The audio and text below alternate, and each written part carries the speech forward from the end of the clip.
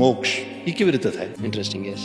વૃતે જ્ઞાનાન્ન મુક્તિ એવું શાસ્ત્રો કહે છે. જ્ઞાન થકી જ મુક્તિ થાય. જ્ઞાની હોય છે ને એ ક્રિયમાણ કર્મ જ્યારે કરે ત્યારે હું નથી કરતો, હું તો એક કરાવડાવે છે ભગવાન. યંત્ર છું, પરમાત્મા એ કરાવે છે. આ કોણ કે? જે ભગવાનના પ્રત્યે સમર્પિત હોય. બરાબર. એટલે કરતાપણાનું એને અભિમાન પણ ન રહે અને કર્મ ફળની ઈચ્છા પણ ન રહે. બરાબર. સંચિત કર્મમાં આગ લાગી જાય. જ્ઞાન અગ્નિ છે એમ કીધું ને હમણાં, આગ લાગી જાય એટલે સંચિત કર્મ બળીને ભસ્મ થયા. આની બેલેન્સ, કારણ કે હવે આ બાંધશે નહીં. સી ક્રિયા અને કર્મમાં પણ ફેર છે, આ સમજવાની જરૂર છે. શું ફરક છે? ક્રિયા એ પ્રકૃતિના સ્વભાવરૂપ સહજ થઈ રહી છે. દિલ ધડકે છે કે નહીં? આપણે માના ગર્ભમાં હતા ત્યારથી દિલ ધડકે છે અને પેદા થયા ત્યારથી શ્વાસ ચાલુ થયા છે. શરીર પ્રકૃતિનું સ્વરૂપ છે અને પ્રકૃતિના સહજ સ્વભાવરૂપ ક્રિયા થઈ રહી છે. એમ કે છે ને, ઇટ્સ ઓલ હેપનિંગ. પણ એ પ્રકૃતિના સહજ સ્વભાવરૂપ જ્યારે ક્રિયા થઈ રહી હોય એની અંદર હું કરું છું, અજ્ઞાનને કારણે આવો કરતા ભાવ મને થાય ત્યારે એક કર્મ બને. એટલે નરસૈયો કહે છે હું કરું એ જ અજ્ઞાનતા,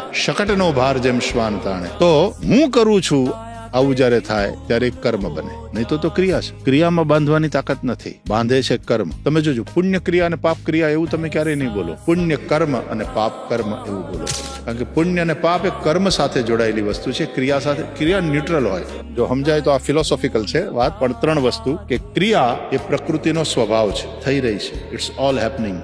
ગતિ એ પ્રકૃતિનો પરિચય છે, બધું જ ગતિશીલ છે. આપણે અહીંયા બેઠા છીએ ત્યારે મારા શરીરના કોષો કેટલા ગતિ કરે છે, બધું પરમાણુનું જ બનેલું છે. અને દરેક પરમાણુની અંદર જે ન્યુક્લિયસ છે એની આજુબાજુ પેલો ઇલેક્ટ્રોન તો કેટલો આંટા મારે છે, જેમ કૃષ્ણની આજુબાજુ ગોપીઓ રાહડા રમતી હોય. બધું જ ગતિશીલ છે, પ્રકૃતિમાં બધું જ ગતિશીલ છે. એટલે ગતિ એ પ્રકૃતિનો પરિચય છે, ક્રિયા પ્રકૃતિનો સ્વભાવ છે અને પરિવર્તન એ પ્રકૃતિનો નિયમ છે. Everything is changing. ક્રિયમાણ કર્મ બાંધે નહીં, કારણ કે હું કરતો નથી. આવા જ્ઞાની એને ખબર છે કે બધું થઈ રહ્યું છે. સંચિત કર્મમાં તો કે જ્ઞાનની અગ્નિ આગ લાગી જાય. અને પ્રારબ્ધ જ્ઞાની હસતા હસતા ભોગવી લે. ભોગવવું જ પડે. જ્ઞાની એ પણ પ્રારબ્ધ ભોગવવું પડે. આ પ્રારબ્ધ ભોગવાઈ ગયું, બેલેન્સ 0.